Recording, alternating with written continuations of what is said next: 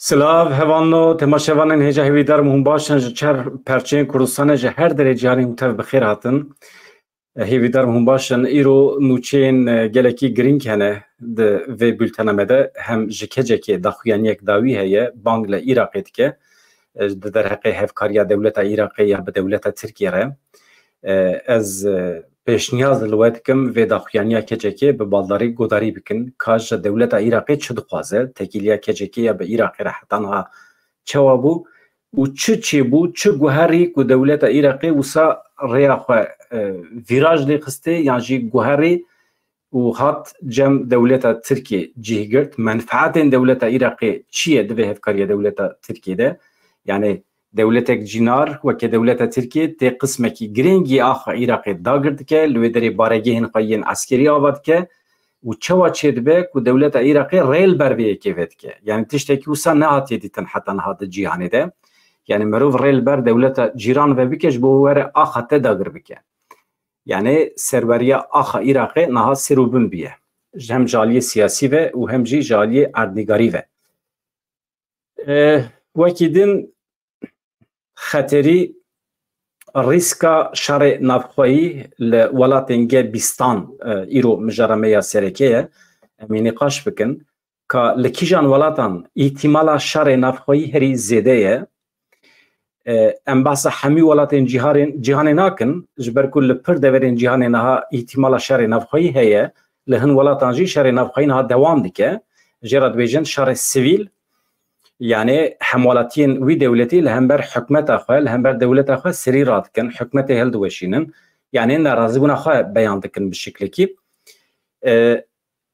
Em behsa hemû welatên cîhanê nakin, tenê welatên Gebîstan, yani welatên ku aboriya wan di asteyekî bilind de ye. Di nava welatan de Tirkiye heye.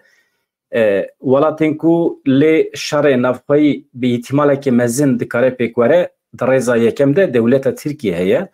Ka ev lêkolîn çawa hatiye kirin, jaliyê kîjan saziyê ve hatiye kirin ji ber ku sazî jî gelekî mühîm e. Eger saziyek bê bawer be, yani îtîbara vê saziyê gelekî bilind be û heta niha lêkolînên wî derketibin holê, ev rîskekî gelekî mezin e. Yek ji em bînin berçavê xwe heqaten li Tirkiye rîska şerê navxweyî heye tune. Eger şerê navxweyî hebe ji kîjan hereman dikare serhildan çê bibe, li hember hikûmetê, li hember Tirkiye serhildan pêk were. Yani dibe ku mesela Kurd be, mesela koçberan be, meseleya aborî, ekonomî, emî jî dikarin pêk werin di vê meselê de, di vê bernameyê de em ê cih bidin van mijaran. Niha ez hinek helê we pirsim, paşê em dakevin nava kurahiya bültena xwe. Saîd Hutî, bi xêr hatî. Weşana me normal hin rojan saet 19 ye, hin rojan jî saet 18 ye. Êdî li gorî rewşa xwe ez çê dikim. Êdî hûn jî ji xwe ji reklaman yan jî ji medya sosyal hûn dikarin taqîb bikin bibînin. Çiya agirî çi wanî? Ka em binêrin te çi nivîsî ez bînim ser ekranê. Ev rojên dîrokî tim û tim bi dest nakevin. Ji bona wê gerekî em gelên Kurd jî her gendeliyê re amade bin, bi gendeliyê rê amade bin. Ev çi ye? Tirk, Ereb, Ecem bi me gelên Kurd gelekî xirab dane kişandine. Erê rast e. Hevalê çiya agirî rast e. Ka em binêrin hevalê din çi şandine? Mustafa Koyun tu çi wanî? Te Fransî ji me re nivîsiye.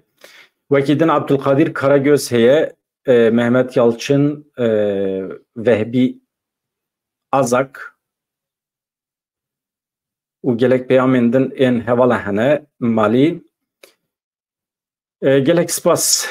Ez dest pê bikim êdî ka em binêrin çawa çêbiye. Em pêşî biçin İsraîlê. Ji İsraîlê daxuyaniyekî gelekî balkêş heye. Ez vana ji peyamê we ser ekranê dayînim. Baş e.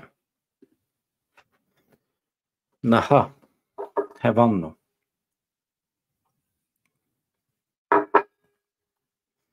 دوین آبری ده از دیسا جی گلک سپاس کم جبو حقیقتا علاقه و یجبو وی کانالا ما ده مکی کنده ده نوا 2 هفته آنده ام جسی هزاری درباس بون ام نزی 3300 aboneyان دبن و تشتکی گلکی باشه بلکی از دبیجم ام نز دبن لبلی بلکی ام درباس بون از بارد کم ام نزی 3500 دبن ام تشتکی گلکی باشه yani kanal ekmek emme ku 3500 abone lehene u 10000 14000 ziydetir insan videoyu me temaşe etkin veşane me temaşe etkin ev nişan de ku bavariya xelki bime çedbe u nuçen ku em vedere peşkeş dikin nuçen be aline tede hesten netwi hene u em ali nagrin de nava kurdan de elbet aliyeme kifşe veke kurt lebele de nava kurdan de em tücara رینادن شارکی نفخوی ام ایرش تو آلیان ناکن ام آلی ناگرن اف جبو ما اساسه اما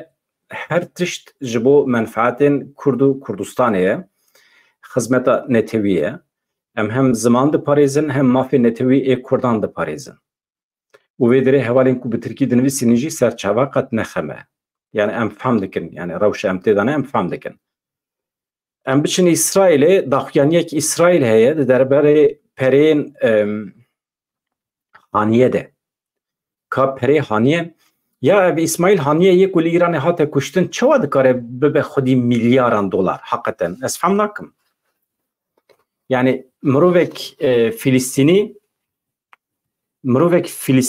یعنی روبرک دوزا فلسطینی دکیجا شرطان ده اوقاس پره قزنش کریه میلیارد دلاری وی هنه ویده ویه که حقیقتا وانا بهشیمه حنه که خود کن چوا چید به یعنی ام کرد جی هنه روبری مجی هنه چما ام نابن میلیونر میلیاردر ام پره خواه نابن لبانقی خلکی را نازینن یعنی تشتی که پر عجیبه مثلا پره خانیه هیه لترکیه بسا 3 میلیارد دلاری تکرن ایتش کوانی 3 میلیارد دلار یا ام تناستکن حتی دو تو برچی بوی yani ne hayfe, ne aybet o kasa perivi milleti mağdur komdiki utini peşkeşi Türkiye'deki yani peşkeşi valatin cudadiki. Yani em famnakin, em Kürt hakikaten famnakin. Mcareki diş gotu bu. Lwalateki eğer reveber jüvi milleti devlementir ve gendeli heye, sedis set. Kijan reveber bekada xad karabebe milyarder, milyoner jini karabebe. هر کم تو معاشی خوان جات کریش خورا خانیه کی بگیری تیدا بستری خلاص وکیدن دزیه گندلیه لکدر جهان و رببره کی دولمن دیت بزانبن دزه ها انسان جدا ام بجه مینا دونالد ترامپ بریان ها کارساز بیه بریان ها به میلیارد دلاری وی جبا وی شکالی وی مایه و بخواه کارساز جی بخواه yani hebun آخواه آبوری بیان کریه بری کوره سرکار ama da dema karda tu nikari devlemen bebi. Dema kutul ser vazifi bi tu nikari devlemen bebi. Ev diziye, gendeliye. Yani kare nelre, ne usule tütki. Yani vayaj bu hamu revebri mecuse. Yani bu fikrin la Rojavay Kurdistan'e em camire ki yan canık ektiğini serkar em bavari petinin dibe revebra me yan revebri me و تنی ام دزانن کو به معاشی خواه خودید که معاشی ویدی $1000 $10,000 نه مسئله اما جنش که با پریوی درد که به حوله به میلیارد دلار یعنی میلیون دلار لولات اکیدن یعنی سوچه که مروحیه خاپاندنه دزیه یعنی ویا ادی ای بایتونه ادی سبده دارزاندنه هزا خوش کدری دیگرم محکمه متنه نه از نوچه جواره بخونیم باشتر تفهم کرم yani بنرن از هر جاری بجم نخواهدم دریج بکم از بültene دخوازم ده çarçıve nip saati de بگیرم bültenin zindi وقتی ویدیو به حقیقتا ویدیو 10 دقیقه باشه 15 دقیقه هر زیاده 20 دقیقه باشه ویدیو وقتی مرد که زندیه جوارا بیجم یعنی مرد ناسکنه گوتن وید که شیروه وید که ادی مرد ناسکنه حتی دوی اوجد چه حتی 40 دقیقه 5 دقیقه İsrail dibêje Tirkiye destaniye ser 3 milyar dolarên İsmail Haniyê. Ez behsa vê 3 milyar dolarî dikim ji ku aniye? û ser da jî bi dehan zarokî wî hene bi dehan jinên cuda. Mêrik hat kuştin temam. Em behs nekin zêde. Wezîrê Karê Derve yê İsraîlê ragihand ku 3 milyar dolar İsmail Haniyê li bankeyên Tirkiye hatiye desteserkirin û got Kurê Haniyê daxwaza pirê bavê xwe kiriye li belê Tirkiye red kiriye ku vî pirê bide. Wezîrê Karê Derve yê İsraîlê İsraîl Katz di derbarê desteserkirina mal û milkê serokê Hamasê İsmail Haniyê yên di bankên Tirkiye de got em dizanin 3 milyar dolarên İsmail Haniyê li bankên Tirkiye ne. Kurê wî piştî kuştina bavê xwe ji rayedarên dewleta Tirkiye xwestiye pirê bavê wî serbest berdin. Lê belê Tirkiye destaniye ser vê perê û şandina wî red kiriye. Sibeha 31 Tîrmehê bû li Tehranê serokêberê yê Büroya Siyasî ya Hamasê İsmail Haniyê hatibû kuştin di encama suîqastekî de. Suîqast jî gelekî balkêş bû. Ji wê demê ve İran İsraîlê tehdît dike, gefan lê dixwe lê belê İsraîl şerê xwe li Gazayê bi kuştina sivîlan didomîne nexema İsraîlê jî dewleta Tirk jî bi daxuyaniya mîna ku piştgirî bide Filîstîniya xwe nîşan dide lê belê derdikeve holê ku hem di ticaretê de hem bi şiklên cuda alîkariya xwe ya ji bo İsraîlê didomîne dewleta Tirk jî. Ev dur û tu hemî derdikeve holê. Ama milletê Tirk dixape. Ji milletê Tirk wetirê Tayyip Erdoğan û hikûmeta xwe piştgirî didin gelê Filîstînê lê belê newsaye. Alîkariya wan diçe ji İsraîlê re. Enha em derbasî Gürcistanê bibin, yani ev hebûna pere li ser bifikirin, yani rêvebirekî siyasî çawa dibe xwedî pere, ew hîn jî serê min de ye. Yani ez vê tiştî tucar ev nakim ve ya ji bo her kesî derbasdar e. Li Gürcistanê duh mijwara ragihandibû konferansekê hebû, Konferansa Kurdên Kafkasyayê. Basa perspektîvên netewî dikin. Ew çawa heqê xwe diparêzin, ew dawa çi dikin. Mesela 4 perçeyên Kurdistanê hene. Em zanin li Rojhilatê Kurdistanê, li İranê dawdoza milletê me ê li Rojhilatê Kurdistanê ji xwe tê zanîn. Li Rojava tê zanîn, li Başûr tê zanîn, li Bakurê Kurdistanê jî em hemî dizanin. Kîjan perçeyên Kurdistanê çi heq dixwaze, dawa çi dike hemî tê zanîn. Lê belê perçeyê pêncemîn ê welatê me çi dixwaze, ew jî Kurdên Kafkasyayê ne. Ji Ermenistanê bigire heta Kazakistanê, Azerbaycan jî di nav da, Gürcistan jî di nav da, li wan deran Kurd hene. Kurdên êzidî bi giranî li Gürcistan û Ermenistanê ne, lê belê Kurdên Sünnî sürgünê Kazakistanê hatine kirin. Kırgızistan jî, Özbekistan jî, Azerbaycan jî. Li wan deran Kurd hatine belavkirin di dema Sovyetan de. Niha nûçeya ku di derheqê vê konferansê de hatiye amadekirin, em ji wara pêşkêş bikin doh me qismek roja ewil di derbarê naveroka konferansiya doh de me agahî dabû we ev jî roja duyemîn e. Yani îro konferans bi dawî bû, ka em binêrin çi hatiye nîqaş kirin. Roja duyemîn ya Konferansa Kurdên Kafkasyayê bi gotûbêjên germ ên mîna roja berê berdewam kir. Basa doh dikin em.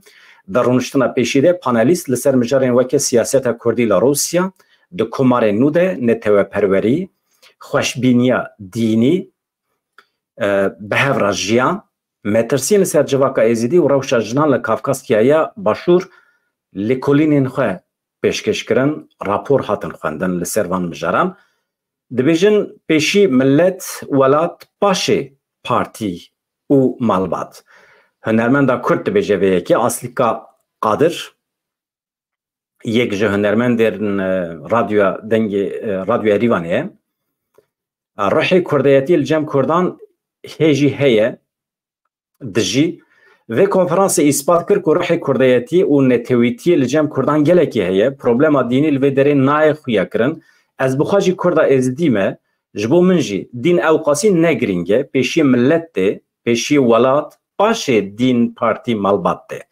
Ev pirs gelekî hasas e, mirov dikare li ser vê yekê gelekî tişt xeber bide dibêje Aslîka Qadir. Tenê ez vê yekê dixwazim yeketiya me hebe.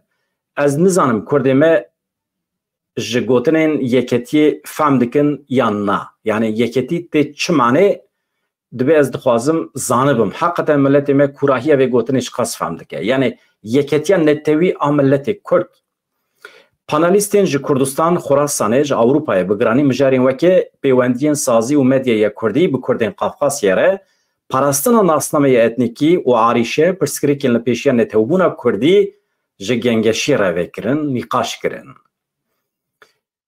دوی خواندکارین ج کردین قفقاسیه لزاننگه کردستان خواندنین بلند بخونین هم لباشور کردستان هم لروجاوای کردستان و گاوی لروجاوای کردستان روشنک زحمت لی ولی طبی آرمانج هیوی اوه مروف دخوازه کردن مگین قفقاسیه بچن روجاوای کردستانه لوی دره پرورده ببینن کردیا خواه پیش بخن زانینا خواه علمی خواه پیش بخن و گرن ولاتین خواه این قفقاسیه وکه کازاکستان، گرجستان، ارمنستان لوان دران بچواکا خواه پرورده بدن دست بکرن یعنی پرورده هی دولمند بکن برپرسی کوارا دو uzmanı دکتر فریدون سامان کج باشور کردستان تبلی کنفرانسی بو به وی شکلی آخفی مجبور کربو که هر مکدن هبو کج بلی 4 پرچین کردستان اوجی کردستان کافکاسیایه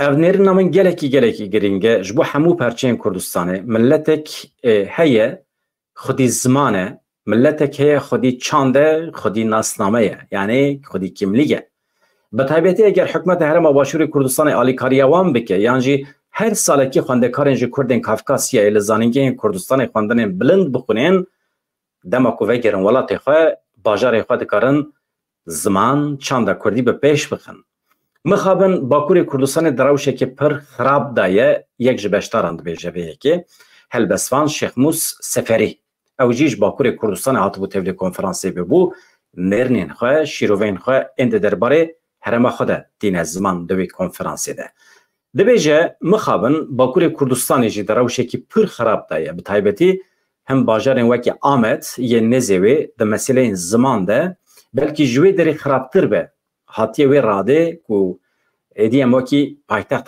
کردستانی جی دزانن لی هاتیه وی راده که ایدی کردی کم تی آخافتن دورده مسئله تیوی معنی که تل کیجان اردنگاریه مسئله تو چقاسی دکاری خواه بپاریزی یعنی تل سر اردنگاریه خواهی لسر آخا خواهی تل کدری جی دیگری تو چقاس دکاری هبونا خواه بپاریزی هم هبونا فیزیکی هم هبونا چاندو کلتوری یا اساس اوه yani hakikaten ji mesele ki mühime. Tu kudra Kurdistan'ı dici biji kijan perçe tu çeva dikarî xwe biparêzî. Yani zimanê xwe biparêzî, perwerde bidî dest pêkirin, bê ku li benda dewleta serdest nesekine ya, bisekine. Yani ji dewleta Tirkiye hêvî neke. Tu dikarî sazî û dezgehên xwe yên ragihandinê, yên perwerdê, yên dibistanê bi xwe vebikî. Ê çand û kültûrê jî tu hebûna xwe bi xwe bidomînî. Balê dikişîne ser vê yekê. îro em dibînin ku li Azerbaycanê bi 100,000 Kurd hene lê nasnameya wan ya Kurdî heliyaye çûye. Kes bi Kurdî qise nake, napeyive, sazî û dezgehên Kurdan ên li Kafkasyê ez hêvî dikim bi rola xwe re bin. Yani nebin wekî Azerbaycanê xwedî li hebûna xwe derkevin dibêje. Rojên 15-16 tebaxa îsal li Tiflîsa paytexta Gürcistanê bi beşdariya Komelê bi beşdariya zaniyarên Kurd konferansa navnetewiya Kurdên Kafkasyê hate lidarxistin, perspektîfên netewî hate nîqaş kirin. Konferansê balkişan ser gelek mijarên giring di dawiyê de jî daxuyaniya hevpar hate ragihandin. Yani encamname jê re dibêjin. Di encamê de çi qirar hatine girtin. Konferans bi xwendina Sûruda netewî ya Kurd bi dawî bû. Yani ey rakib hate xwendin. Nayem derbasî Almanyê bibin hevalên hêja. Li Almanya ez gelekî Şame ku gelek hevalên me ji Almanya me dişopînin di rêza duyem de ye piştî Bakurê Kurdistanê û Tirkiye Almanya di rêza duyem de li me temaşe dike yani rêjeya wan ji we re bêjim bi qasî sedî 25 yani ji 100 kesî ku li me temaşe dikin 25 wan li Almanya dijîn. Ji ber vê yekê meseleyên li Almanya hevalên me temaşevanê me ji nêz ve eleqedar dikin bila haya ve hebe baş dibe. Ji ber vê yekê ez spas dikim ji wan re. سویسره جی گلکی باشه پشتی آلمانیا سویسره تی ای روژی دوی me gelekî zadibe ez bu artikim nava rojê de ez bê av mame rojên havînê merû feq nake wextê ku merû kêm av vexe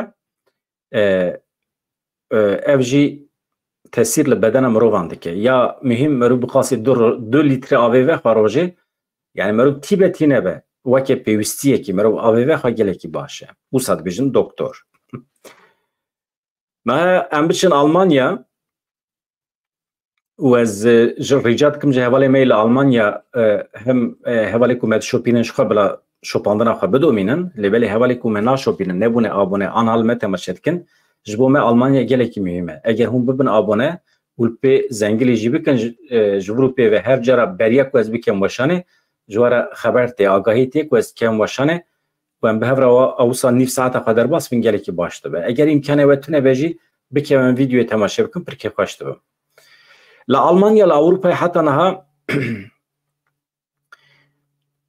دمسليا كوشبران ده هن آگاهی هبون بله هن گوهرین هيا يعني زخت و زور على همبر شدت على همبر كوشبران هنه کی کم بیه مسئله لسرویه که ایجا که هم ببیجن حقیقتا راسته نراسته از نو چه جواره دخونیم اگر نراسته هم ببیجن پولیس دروات که پولیسی آلمانیا دروات که نراسته اگر راست بجی هم ببیجن راسته يعني اگر هم كوشبر بن لألمانيا بن ev nûçe we alaqedar dike. Li Almanya, Avrupayê heta li Amerîkayê nerazbûna li hemberî koçberan her ku diçe zêdetir dibe em dibînin di qisedanan de jî, di axaftinan de jî, her wiha partiyên siyasî jî bi gotinên xwe yên tûj li hember koçberan de axifin, bi taybetî divan hilbijartinên dawiyê de îsal li Avrupayê rastkir gelekî derketin pêş, gotinên wan jî gelekî tûjin heta tehdît dikin dibêje em koçberan dişînin welatê wan. Tevî zêdebûna axaftinên tûj jî polîsê Alman dibêje îsal êrişên hemberî koçberan li gorî salên borî gelekî kêm biye. Ev e pirsa min ya ji we. Heqeten rast e, nerast e. Numune heye di 6 mehên îsal de tenê 519 dosyayên êrişên li dijî koçberan hatiye pêşiya polîsan. Yani ne tiştekî zêde ye. 519 dosyayên êrişan di nava 6 mehan de. Yani mehê dike çi mehê dike 10 dosya ne zêde ye. 10 dosya jî nake. 9 dosya. Halbuki sala borî di 6 mehên ewil de ev rêje 2 qat bû. Yani 1355 bûyerên êrişa li hemberî koçberan hatibû pêşiya polîsan. Di nava salê de yani di nava 12 mehan de çiqas bûyer çêbibû tam 2405 êriş hatibûn li darxistin li hember koçberan. Êrişên li dijî koçberan herî zêde li kîjan eyaletan heye? Eyaleta Turingin yan jî Bayernê. Baş e eyaletên ku lê herî zêde herî kêm êriş hene yan jî êriş ji binî ve tune hene kîjan eyaletin? Berlin, Hamburg, Bremen.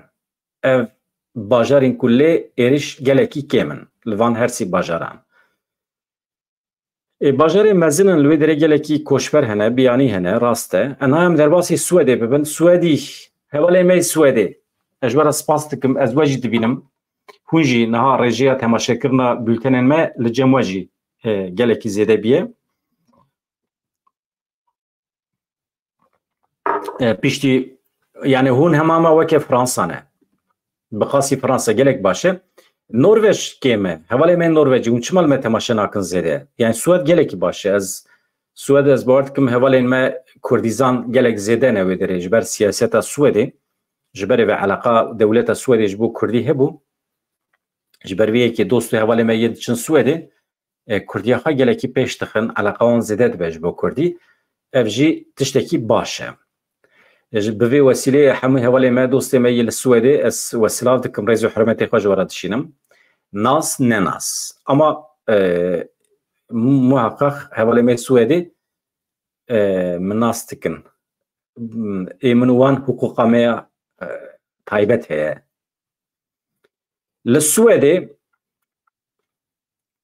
çend kes bûne hemwaletî. Li Swêdê sal zêdetirê 33,000 kesan pasaport stendine bûne hemwaletiyên Swêdê. Zêdetirê 47,000 kesan jî mafê rûniştinê wergirtine. Di nîvê yekem yê îsal de li Swêdê 33,633 kesan pasaporta Swêdî wergirtine. Piraniya wan welatiyên Sûriye, Afganistan û Eritreya ne. Welatê Afrikayê. Di heman heyamê de 47,700 kesî jî mafê rûniştinê wergirtine. Yani mirov bifikire ku Swed welatek pir nemezin e. Eger mafê rûniştinê dabe bi qasî 50,000 kesî, ev tiştekî gelekî baş e. Di nava wan da Kurd jî hene, Kurdên Sûriyê bi taybetî. Ev hejmar ji ya sala 2023 zêdetir e. Wê demê çi qasî bû 45,338 kesan mafê rûniştinê wergirtibû. Îsal bi qasî 3,000 kes zêde bûne bi destxistina mafê rûniştinê de. Hevan no em derbasî çima nivîs nanî ser ekranê? Nivîs min nû anî ser ekranê. Xwe yek ji kêmasî min ew e, ez tim ji bîr dikim. Bi vî şeklê. Niha em derbasî wanê dibin. Gola wanê hûn zanin dem bi dem hûn nûçe dibihîsin, gelekî qirêj e, pîs e. Bi taybetî piştî ku şaredarî hate desteserkirin beriya 8 salan, hûn zanin 2 caran şaredarî hate desteserkirin. Şaredariyên hikûmeta AKP guh neda golê, tam berovajî qirêjiya bajêr xist nava golê, gol zirar dît. Masiyên golê telef bûn. Êdî gol insan nikaribûn bikevîne jî, nûçeyên di derbarê golê de gelekî ji me re dihatin. Çawa gol qirêj biye, çawa ava golê kêm biye, çavkaniya ku gola wanê xwedî dike, ew çemên ku derdorê diherekin ber vê golê ve tên li ser wan baraj çê dikin, yan jî ji bo avdaniyê bikartînin, çi dibe? Gol zuwa dibe. Gol zirar dibîne. Ji ev jî rê li ber çemûrê ve dike, rê li ber heriyê ve dike. Welhasıl niha şaredariya ku nû hatiye serkar li wanê, ew şaredariya ku bi problem bû, roja yekem hikûmeta AKP xwest desteser bike tê bîra we û bi xêra we serî rakir we helbesta xwe nîşan da û şaredarî ji nû ve hate bi destxistin li wanê. Ev şaredariya ku em behs dikin ha destpêkiriya gola wanê pak dike, paxij dike. Em nivîsa xwe ji bîr nekin bînî ser ekranê û ez nûçê ji we re bixweyim. Li gorî daxuyaniya şaredariya bajarê mezin ya Wanê li gola Wanê xebatên paxişkirina heriyê û çıravê berdewam dikin. Di astiya yekem û duyem ya projê de ku li qeraxên taxa İskeleyê ya navçeya Tuşbayê û qeraxa Parka Yaşar Kemalê ya navçeya İpek Yoliyê bi rê ve diçû, ekîban derxistina herî û çıravê qedandin. Ev beşa yekem ya projê bû. Yani projeyekî ya ewil heye an navîn heye, projeyekî demdirêj heye. Ka em binerin di nava projê de wekî din çi xebat heye? Wekî asteya siyemîn jî li qada navbera zanîngeha 100. yilê ya Wanê û Parka 15 Tîrbehê xebat berdewam dikin. Heta niha derdora 2 milyon metrekûb herî cirav hatine derxistin ji binê gola Wanê yan jî derdora golê. Derdora golê jî gelekî qirêj bibû. İja derdora wê golê hûn bibînin çi qas heywan, têrûtû hene, têrûtûyê biya ku derekî din tune ne. Nesla wan li ber qedandinê ye. Li gola Wanê, li derdora gola Wanê xwe xwedî dikin. Û mesiyên cuda jî hene li gola Wanê. Ez behsa ejder nakim, ejderha. Çi bû? Ejderê gola Wanê bû we digot. Ejderha gola Wanê de heye. Ez behsa wî nakim. Belkî ew jî heye. Eger hebiya dewleta Tirkiye û tiş nedanî serê gola Wanê wî mudaxele bikir ama ez bar nakim cinawerê gola Wanê hebe. Belkî heye. Çi dibêjin? Di binê gola Wanê de ye xwe veşartiye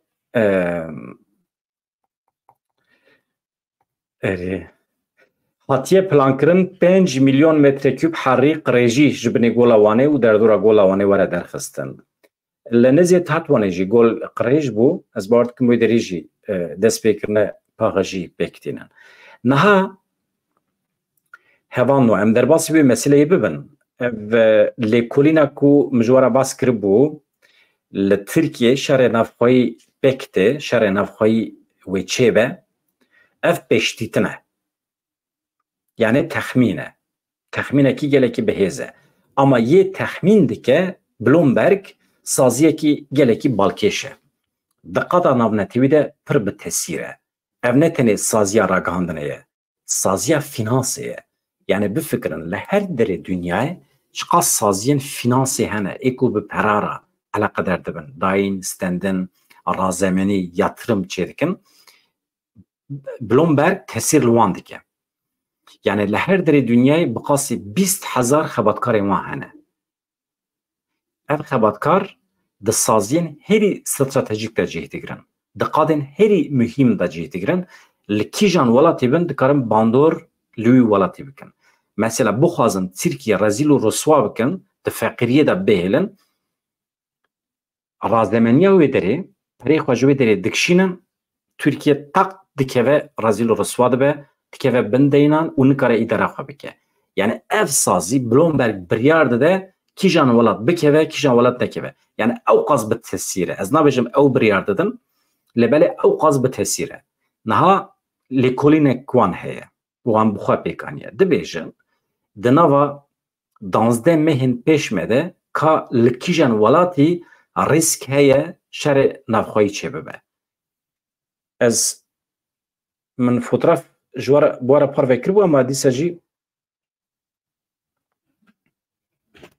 از فوتراف بینم سر اکرانه نشانه ببدم هوان نو بنیرن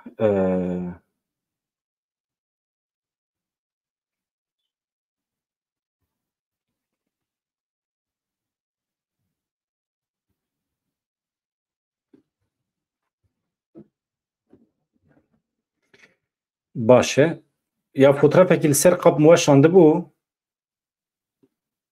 اما او فوتراف کدری اوه باشه من فوتراف دید از نها بواره پاروید کم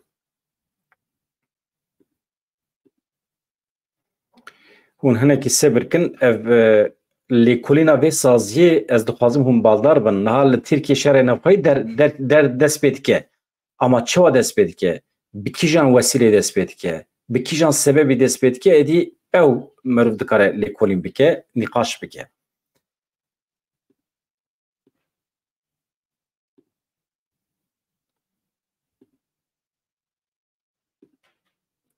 نها اف از وی هنک مزین کم جواره بندرم اون ترکیه دبینم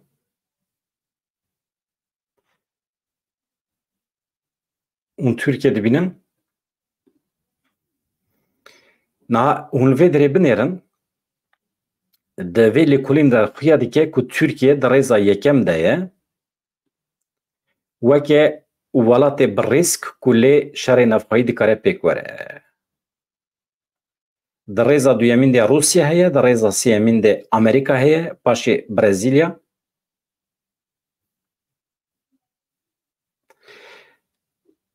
لچینه هیه هندستان سعودی عربستان انگلتره مکسیکا فرانسا اندونزیا کره آرژانتینا آلمانیا و استرالیا اوسا دوام دیگه اف ولاتن خودی آبوریا دولمندن لجیهانه یعنی گبیست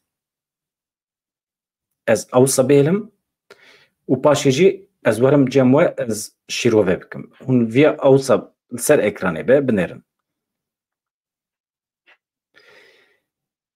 یعنی از دبیجم پی باور کن چما چونکی سازیه کو اولی کلیم پیکانیه نه سازیه که جریزیه بنرم تشتی کو من آمده کریه جواره بخونیم بلومبرگ دبیجه دنابا 12 مهانده لترکیه شهر نفخوایی درده ایجا انجام میویه مثلا شهر نفخوایی در که بش خود درد که اگر شهر نفخوایی در نکه بجی صرف جبر ویلی کلینه دولت ترکیه حبیوتو جواره بیجم yani pır dravşeki xarab daye. Çima? Çünkü tu karsazaki navnetevi bir milyara perete heye. Tu vakti ku ve encame bibini, ve lekolene bibini, tu biçi pere xale Türkiye razini, tu fabrika ve ki na. Tu ne çi Türkiye. Pişti ve lekolene eğer le Türkiye perete hebe, bir milyaran perete Türkiye'de bankayanda yani bir şekilde der raza belvedere yani pere xale xiste ve hizmeti توی پری خاله ترکیه بهلی پشتی ویله کلینه نه توی پری خاله بگیری و درخی پشتی ویلی کلینی اگر دولت ترکیه وره جمته جته دین پره بخوازه کردی بخوازه توی پره بده دین بده نه نکاری بده چونکی پیشاروجا ترکی تاریه دولت ترکیه جته چک و سلاح بخوازه جتو ناده صرف جبو شر در بخه آنجاق تودکاری با ارمانجا فتنه و فسادی شر پیش بخی تودکاری چک و سلاح بفروشه اما نجبو علی کاریه جبرویه که اولی کلین بو سدم که دولت ترکیه آبوریا وی چه به ده قاطیوی و زرار ببینه یعنی هو نبر نیرن جبرو پیوه پره ترکیه و قیمت خوانده بکه پره بیانی و پر بقیمت ببه انسان و نچن ترکیه نچن توریزمه انسان لترکیه و رازمانی پک نینن yani az basa yatırım dikim yani investisman az basa dikim yani icatçı dibe devlet Türkiye her kudiçe fakir dibe ha ve devlet tişteki civaka Türkiye fer nebiye seri rake problema esası eve ki seri ratke insanı hindik xudi mantık insanın کویدی ج دولت را دبیجه ادی بسه اما او انسان کو ببیجن ام برچیجی بمرن ام تیبنجی ام zarar nadin دولت خو هزم بیانی جمع حزناکن وجبر وی کی ام رازینه برچیبن بس بلا دولت ما zarar نبینه اگر تو بی منطق خودی وی منطقی بی تو سری راناکی اما جبر بیجم اگر تو ببیجی رببری مدزن گندلیت کن کارنل رید کن پریمه دزینه bütçeye ki taybet ji perime girtine xistine xizmeta şerê li hemberî Kurdan eger tu vê rastiyê bibînî yek rojekî nasekînî tu yê derkevî îsyanê ama îsyan jî bi şiklekî çewatê mirov ancak çav berdide hevûdû hevalê te serî rake tu radikî divê sînerjiyek hebe mirov bi hevra serî rake eger bi hevra nebe bi tena serê xwe zehmet e ji ber vê yekê hevgirtin gelekî mühim e hevgirtin jî ne tenê hevgirtina Kurdan دبی کرد و ترک و همه کسین که دعوان د مثلا آبوریه ده یک به بنرن ای کردا بلکه هفت دعوان هنه هم مثلا نتوی حق حقوق هم جی مسئله آبوری گندلی ده مثلا آبوری گندلی ده ملت ترکیه رد کارن دوزا خوابکن هفبش چونکه دوزاوان یکه لهم بر حکمته مثلا سیاسی کارن داینن آلیه که و مثلا وانا نافقایه و پاشید کارن چاره سر بکن نواقع یان جی چواکو نته پرورین کرد بیجن وقتی کو حکمت پروبلم در خلج ملت تکره ام خو وکشینن وکی مثلا گزی بلا حکمت و گلی خو و تقرا هف بینن چتکن بلا بکن لگوری انالیزا بلومبرگی دناوا ولات انگه بیستان ده ولات کو هری زده ل ریسکا شر نفخوی هه ترکیه بلومبرگ سازیه که فینانسیه سازیه که آبوریه دخلا نوتوی ده بقاسی 20,000 کس جره کار دکن ده سکتور فینانسی ده دکاره باندور لجهانه بکه ولاتن هری دولمند جی دکاره باندور لوان بکه وکی آلمانیا انگلتره وکی چین وکی ولاتن آسیا هلا ترکیه قد نتشتکیه دو ساعت ده دکاره باندور لدولت ترکیه بکه اف سازیه بلومبرگی gelek saziye ve ye raghandane hene de gelek sektörande pır bi tesire ev lekolinawiye de derhaqi welatên Gebistan de yani welatên xwedî aboriya bilind de bi giranî ji bo razemeniye niha divê lêkolînê de di nava welatên ku lê rîska şerê navxweyî heye Türkiye çima xistine rêza yekem di derhaqê Tirkiyeyê plan û proje çi ye gelo bi zanebûn de derhaqê Tirkiyeyê plan û projeyek wan heye ji ber vê yekê xistina rêzeyem yekem yan heqeten jî encama lêkolînekî de pê deranîne ku li Tirkiye problem derdikeve çünkü piştî vê lêkolînê çapemeniya Tirk reaksiyonekî pir tûj nîşan da bi taybetî çapemeniya nêzê AKP dibêjin ya em fehm nakin welatekî weke Tirkiye lê aramî heye xweşî aştî heye millet di nava huzurê de dijî çawa mümkün e ku şerekî navxweyî çêbibe li Tirkiye em fehm nakin dibêjin ama rastî newsa ye millet ji birçiya dimire yê ku nikarin zarokê xwe xwedî bikin întihar dikin malbatê ku diçin navendên danûstendinê yani alışveriş merkezî nikarin ji zarokê xwe re pêwîstiyên xwe bikirin biçin ji wan bipirsin aramî çi ye, huzur çi ye.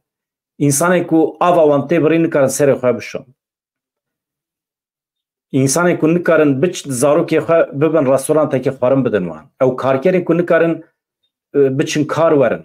Perê otopêzê peyda nakin, perê minibûsê peyda nakin. Yani ew qas rezalet insan tevkirine kole karkerekî sibê hetayê verê mîne kole xebite nikare 2 kilo goş bibe mala xwe. Rewşekî rezîl avakirine li Tirkiye.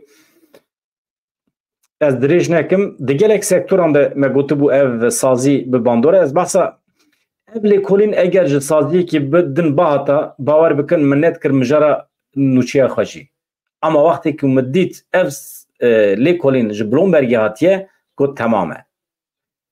Ha meselekî demdirê jî heye avabûna Kurdistanê tevlîheviya li Rojhata Navîn, plan û projeyên Amerîkayê li Rojhata Navîn, sînortê neguherandin ev hemî hene ama ev ne di nava 12 mehandan e di nava 15 salan de sînorên Rojhata Navîn tê guherandin veya serî se de plan projeyekî wisa heye ji ber vê yekê Kurd eger di nava xwe de yek bin xwedî yeketî bin hêza xwe li ser piyan bigirin wê demê dikarin vê rewşa ku çê bibe pêşwazî bikin. Li gorî menfaetê xwe bikar bînin. Eger nebe wê demê dîsa jî Kurdistan tê avakirin ama hêzên biyanî wê serdest bin. Ez didomînim hevalên hêja. Di vê lêkolîn de di nava welatên ku lê rîska şerê navxweyî heye Tirkiye di rêza yekemîn de ye me got, piştre Rusya tê di rêza sêyemîn de jî Amerîka heye. Ev lêkolîn yan jî texmîn wê Tirkiye gelekî bi xezorê di qada navnetî wî de. Ji ber ku ji Ewropê ve tu dewlet yan jî tu saziyekî aborî wê pere bi deyn nede Tirkiyeyê. Karsaz naçin perê xwe li Tirkiye bi kar nayînin naxin kar. Yani razemenî pêk nayînin. Bi karsazên Tirkan re şirîgatî kar nakin. Eger tu karsazekî Tirk bî tu bixwazî biçî Amerîkayê yan jî biçî Ewropayê bi karsazên din re bixwazî kar bikî di sektorekî de bi te re kar nakin. Çünkü welatê te dikeve nava şerê navxweyî qismekî perê te li Tirkiye be tu nikarî bi karsazekî biyanî re kar bikî. Turizma ku ji ber buhabûnê ji xwe sekîn ye wê bi temamî tune bibe. Sektora turizmê ji xwe îsal jî mirî bû li Tirkiye. Yani pere neçû Tirkiye. Beriyan ha insan diçûn Tirkiye diçûn turizmê ji ber ku erzanî hebû tu bi $1000 yan jî €1000 tu dikarî biçiya Tirkiye te ji xwe re turizma xwe pêk baniya betlane jê re dibêjin paşê bihatay. Ana tu €1000 biçî têra tu tiştekî nake. Ji xwe dizin li heremên turizmê jî û tev dizin. Yani tu xwarinekî dixwî bihayî wî $5 be ji te re dibe $100, $200 û wisa didizin û fêr bûne. Herkes di nava demekî pirkin de dixwaze ji nişka ve dewlemend bibe. Û herkesî dixapîne. Kültûrekî wisa çêbiye li Tirkiye. Dewleta Tirk wê nikaribe ji derve tiştekî bigire. Ji ber ku hilberîna wê jî tune, ew ê jî nikaribe tiştekî bifroşe derve. Yani ji bo ku tu derve ji tiştekî bikirî divê perê te biyanî hebe.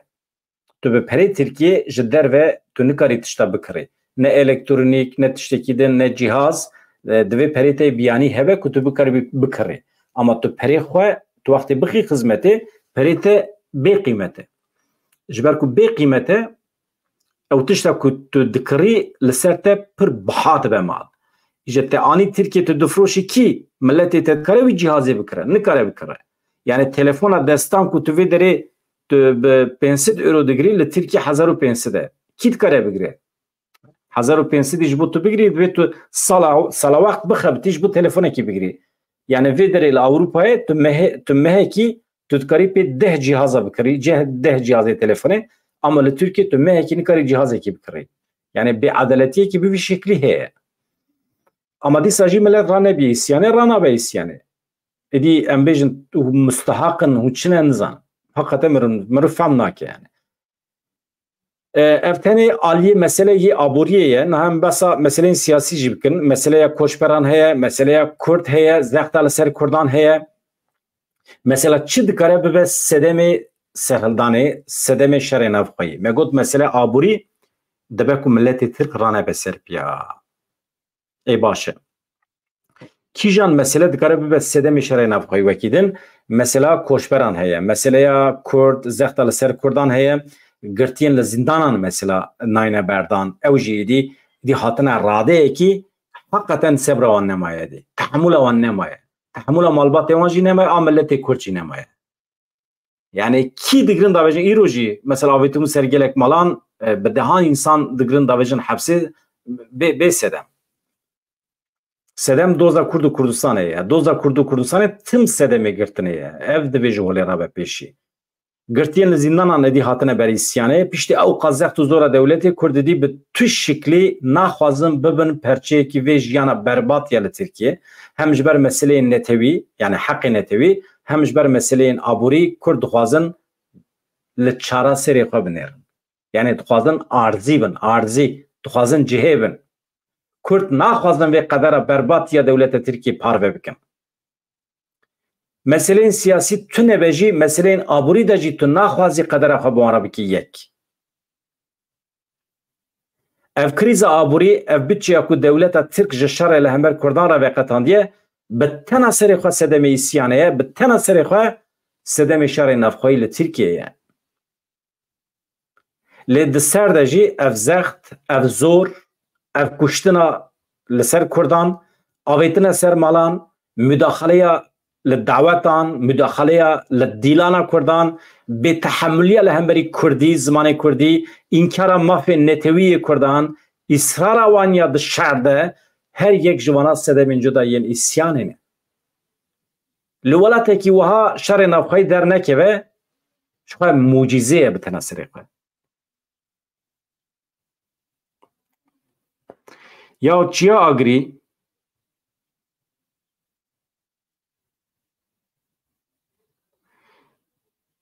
baş e, yani sebebên îsyanê gelekî hene.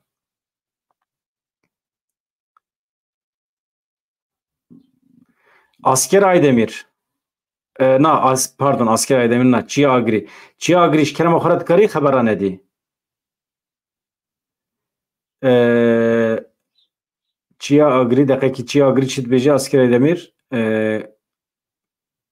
Tamam. Min xeberê te dît ez te blokê dikim. Çiya agirî. Mixabin di vê rûpelê de gerek kufir xeber neyê kirin. Asker Aydemir tu behsa Çiya agirî dikî?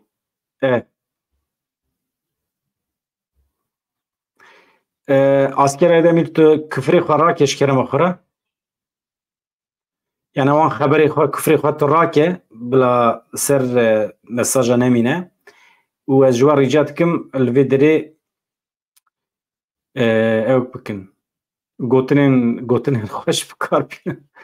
Mesele ne? Ji min re tiştek nayê gotin. Mesele ne ew e? Mesele erê me rakir. Baş e.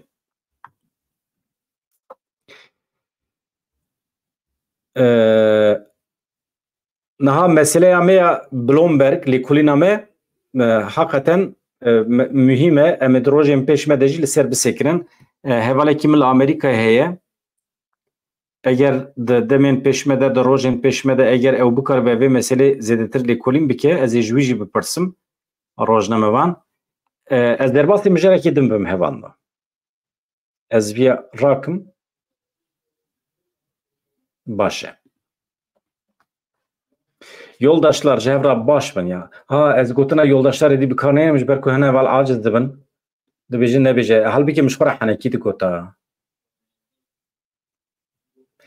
Yani me çi gotibû? Me gotibû eger hakikaten digel van hemû tiştan li welatê weke Tirkiye eger îsyan çênebe, şerê navxweyî çênebe û dewlet serûbin nebe, hikûmet îstîfa neke, mucîze ye. Mucîze ye. Yani heta niha çewa sekiniye merû şaş dimîne. Banga kecekî heye hevanno ez ji we re pêşkeş bikim.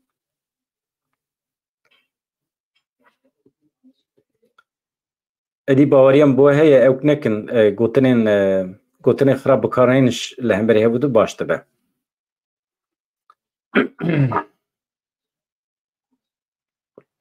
Eger hûn amade bin ez banga kecekê daxuyaniya kecekî ya di derheqê dewleta Iraqê de ji wara pêşkêş bikim.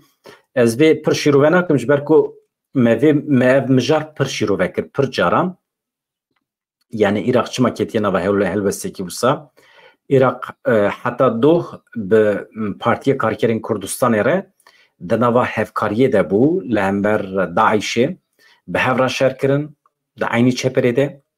Dewleta Iraqê baş dizane ku dewleta Tirkiye Daeş şand ser ew ê. Baş derheqê mesajê we derheqê van ew da peyam tin. Niha Iraq baş dizane ku yê ku Daeş şand Musulê û herem tev li hev kir dewleta Tirkiye. Digel vê yekê hikûmeta Sudanî bi kîjan rûyê radibe bi dewleta Tirkiye re dike nava hevkariyê, dewleta Tirkiye dawet dike ji bo axa wî dagir bike. Çawa dikare pêra bikeve nava hevkariyê li hember Partiya Karkerên Kurdistanê ku qismekî mühim ê Kurdan e. Ji ber vê yekê ez şîrove nekim banga kecekê eger hûn amade bin bêjin erê em amade ne ez ji were bixwînim hevan.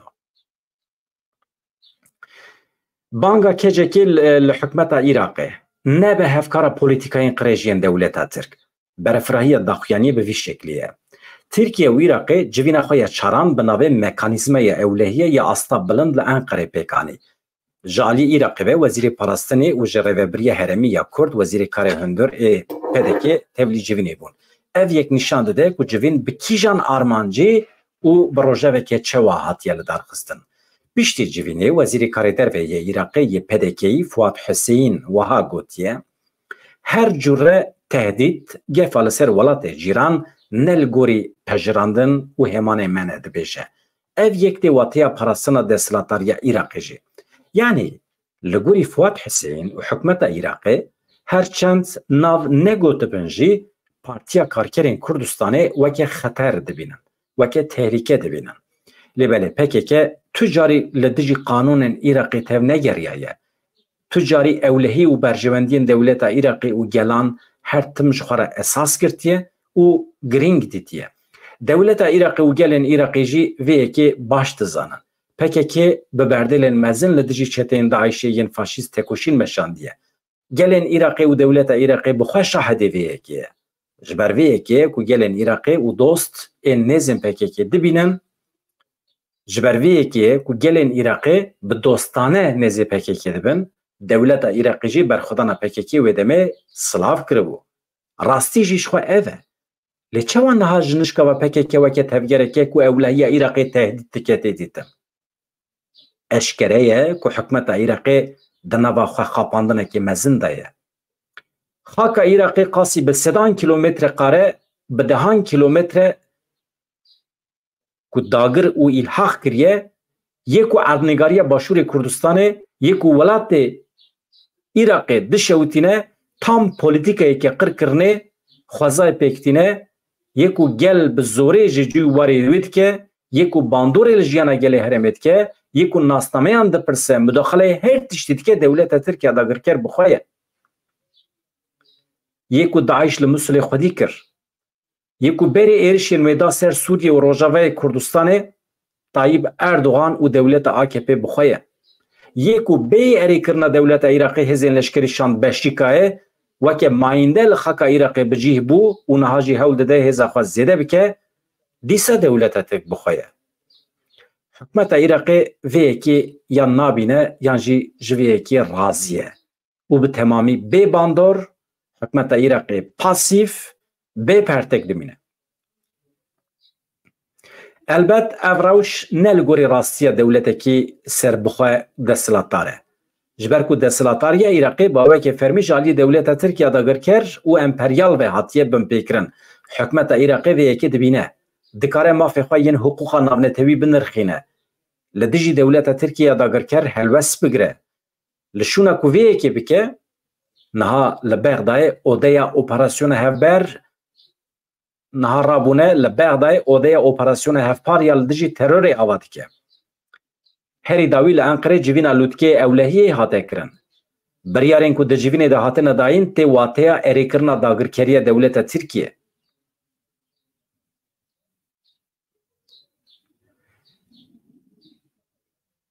مایندبونا داگرکریه و هفکاریه وی کی اوه لور اشکریه کو حکومت عراق به دولت ترکیه داگرکر و امپریال ره گریلاین آزادی کردستان هدف تگره جخوا دولت عراق اگر هیناجی جدسپیکی و ایریش دولت ترکیه داگرکر یل سر باشور کردستان و آواکرنا به دهان بارگه نه پجرانده با نه پیکان بو کو تبلی حقوق ناونتویجی دولت ترکیه داگرکر ایریش خو زیده بکره و بدومانده یعنی کجا کد بجه ادی ام گیشتنوی باوریه کو اگر دولت عراق ایریش دولت ترکیه نه پجرانده با لگوری حقوق ناونتویجی نه ممکن بو کو دولت ترکیه باهاتا بارگین خو آوا بکره عسکری خو بانیه و داره و بیان بکره بو کو اولوی داره ماینده دبن یاشار گولر سروکی وزیر شرع دولت ترکیه بریا دو روزان اشکره کرد که اوی ماینده ببن لباشور کردستان نتنه لباشور کردستان قسمکی عراقی اوی دی در نکبن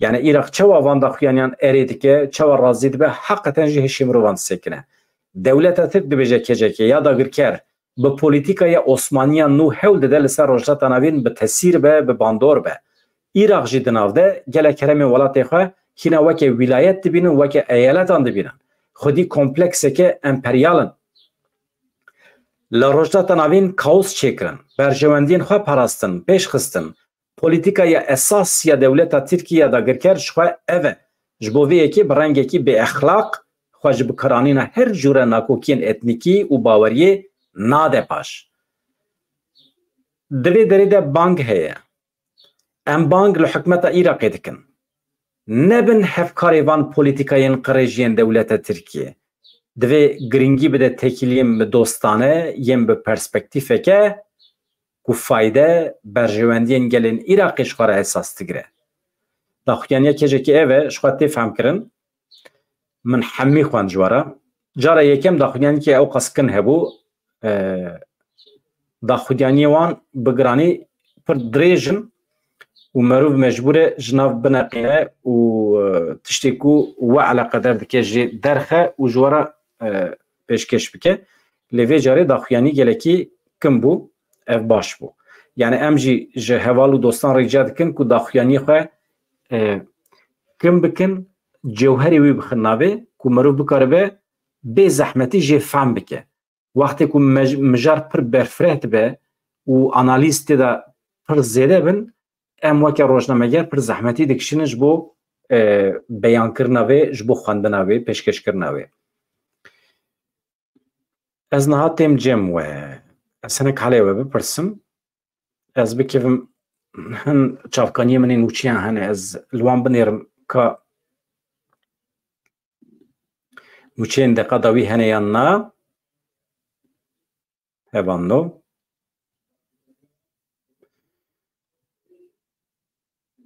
باشه یعنی امریکا جاره کدیم بیان کریه که او ببریارن تکیلیه خواه یا به هرما باشور کردستان اره به روژاوه کردستان اره به پیش بخند جبر که دم بدم تیگوتن که او جهرم دوی دکشن لی دوی تشتیکیو ستونه امی ماینده بنده بیجه نها از درباره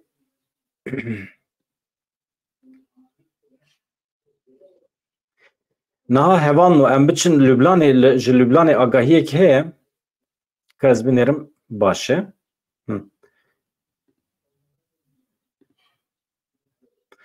هوالی می روژاوایی دی بجین کهربه لسر گشتی لبنان ده ناو ده جین بنگهین مینا بالافرگه براوه بیروت گرتیگه دبی قطبو یعنی الکتریک لبنان قطبو و تشتکی خویاناکه اف جی بنیرن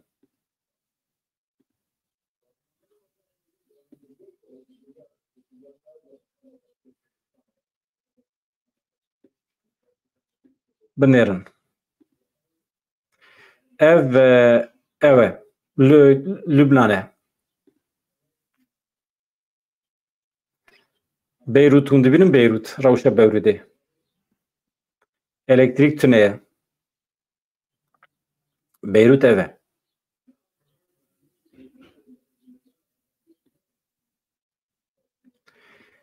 Senek wisa li nûçiya binêrim û vegerim cem we.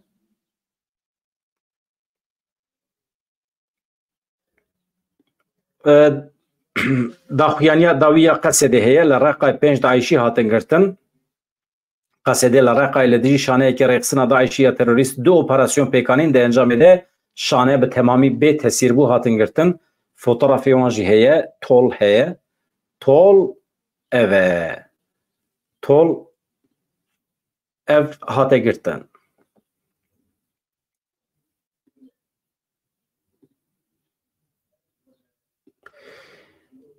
Koordinasyona jinan qetilkirina bijîşka Hindistanî şermezar kiriye. Dewleta Tirk carekê din Başûrê Kurdistanê bombe kir, bax û baxçeyên welatiyan şewitandin. Ev ya ji xwe bîlançoya şerê li Xezayê doh meşkerê kiribû, dohna ji xwe tê zanîn bi xasî 40,000 însan li wê derê hatine kuştin. Heqeten jî êdî merov gelekî değişê, yani jin, zaro, malbat mesela doh nûçeyek hebû bi xasî 19 kes ji aynî malbatê hatine kuştin li Xezayê. Merov çawa bike, yani merov çawa bike?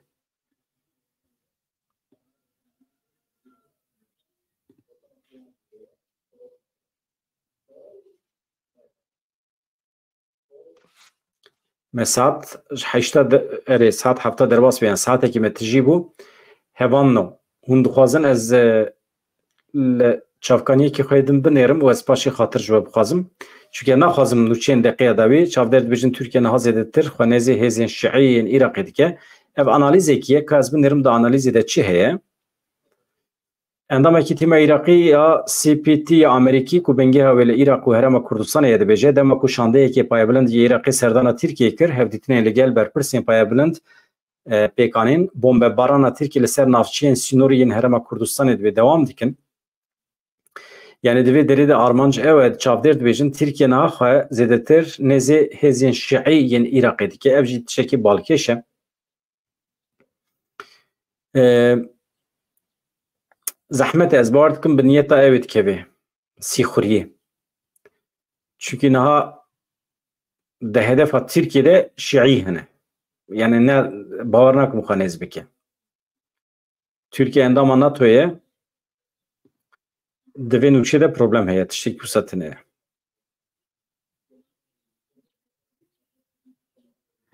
Ez li çavkaniyekê de jî binêrim hevanno.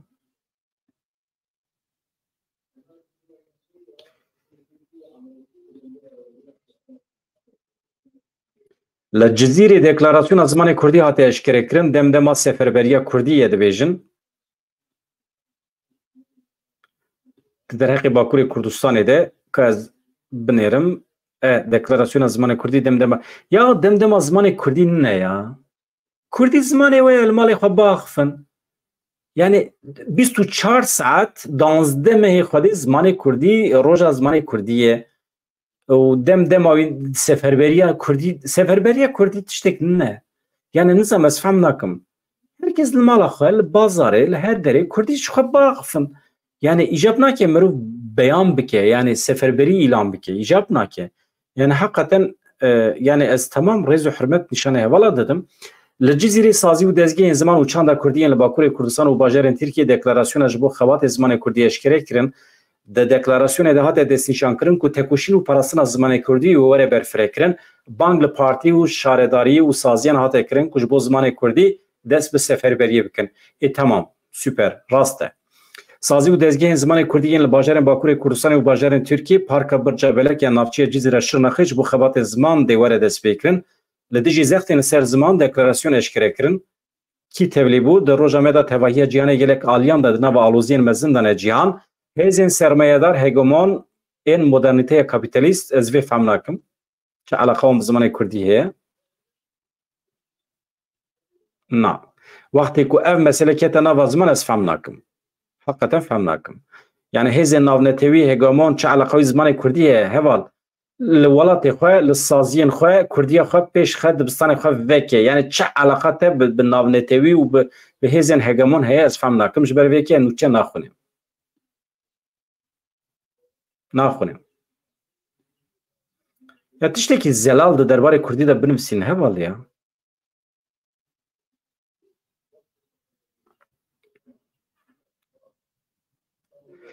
Li Wanê wê mîtînga yekê îlonê bê li darxistin, yekê îlonê jî mena wî ma nema em nizanim em aştiya çi dixwazin, em aştiya navxweyî bixwazin. Yekê îlonê de em aştiya navxweyî bixwazin ji kerema xwe re. Cemil Arda engelle. Cemil Arda kiye? Cemil Arda ka ez te engellemişkim. Ji min re peyam hatiye. Cemil Arda. Cemil Arda tu çi dibêjî?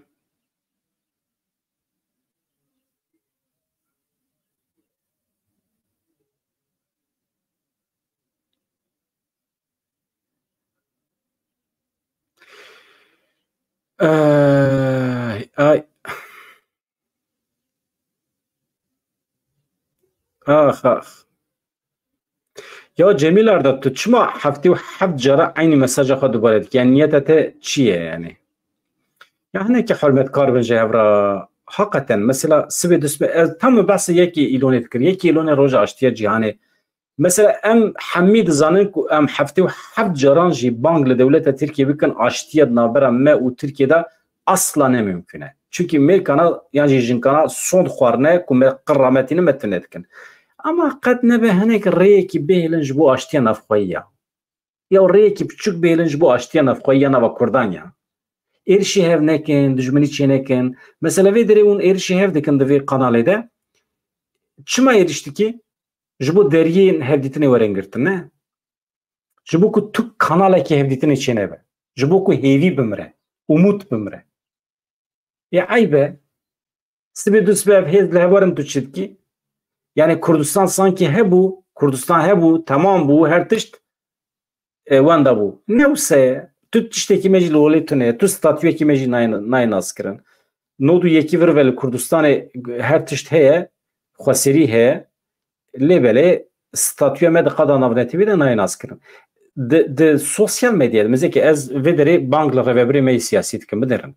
Wextê ku hûn daxuyanî didin, hûn hev û du sûcbar dikin, bi xiyanetê sûcbar dikin, bi çi sûcdar dikin bikin, bizanibin ku piştî we di medya sosyal de şarekî navxweyî ê nava Kurdan dest pê dike.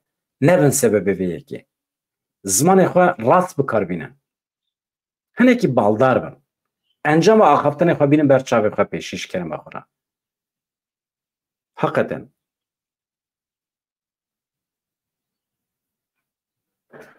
Ya kanala min çima dicemide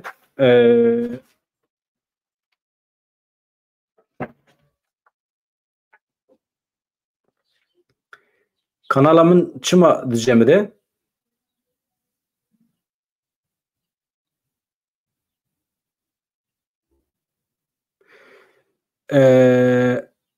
ya mizekê te çûye navekî vê kiriye asker ez te blokê bikim.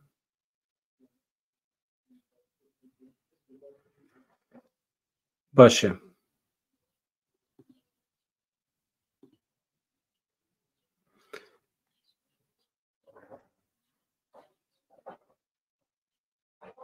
Asker Aydemir tişnabe ya. Xenek dîqat bike û çiye wekê navekî mîna navê te vê kiriye me blokê kir.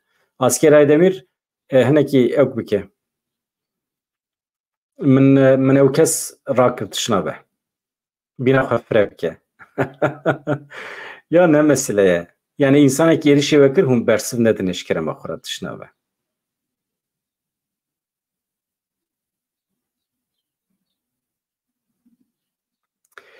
Mi çi digot mi gotina xwe ji bîr kir ji kerema xwe re binêrin yekê September baş e yekê îlonê nêz dibe li Wanê mîting tê çêkirin di mîtingê de bahsa aştiya navxweyî bikin herî zêde. Aniha pêdiviya me bi aştiya navxweyî heye bi dewleta Tirkiye re tu car aştî çênabe. Ew min fehm kiriye çênabe yani gerek daxwaza aştiyê ji wan were. Ji ber ku wextê bixwazin bi Kurdan re aştiyê çê bikin pêşî divê di derheqê 100 salên borî de lêborîn bixwazin.